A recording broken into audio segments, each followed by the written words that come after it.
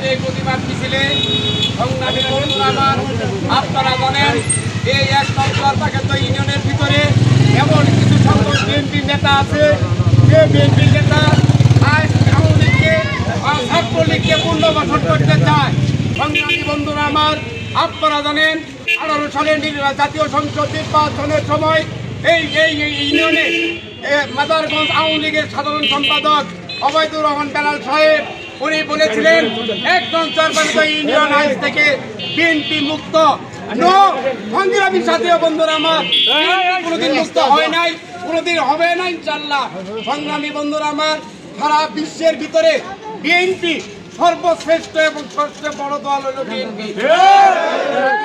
পরিস্থিতি করবেন আজ থেকে, আপনারা একটা লিস্ট করবেন এই বিএনপি ১ নং চরপাগন্দ ইউনিয়ন থেকে কে কে আওয়ামী লীগকে পুনর্বাসন করতে চায়, কে কে এই ছাত্রলীগকে পুনর্বাসন করতে চায়।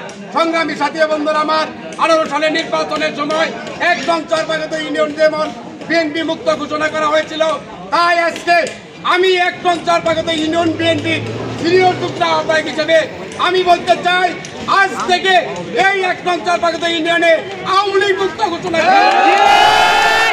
বন্ধুরা আমার, ১ নং চরপাগন্দ ইউনিয়ন শুধু আওয়ামী লীগ নয়, অঙ্গ এবং সহযোগী সংগঠন ছাত্রলীগ, যুবলীগ, তাঁতি লীগ, জুমলা লীগ, যত লীগ আছে প্রত্যেক লীগকে আজকে মুক্ত ঘোষণা করা হয়েছে। সংগ্রামী সাথী বন্ধুরা আমার, অত্যন্ত গুরুত্বপূর্ণ দিন আজকে, অত্যন্ত ভালো একটা কাজে করতে আজকে আমরা সফলতা অর্জন করেছি।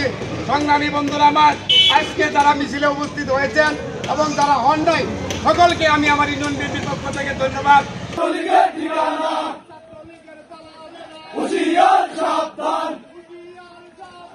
ছাত্রলীগের দালালেরা পিঠের চামড়া থাকবে না,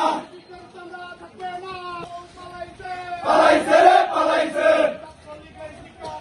এই মামলায় হবে না ছাত্রলীগের ঠিকানা। ছাত্রলীগ গেলি কই কথা খাই, ছাত্রলীগ গেলি কই হই হই হই হই, মন্দির বউ পালাইছে, পালাইছে রে পালাইছে, মন্দির বউ পালাইছে,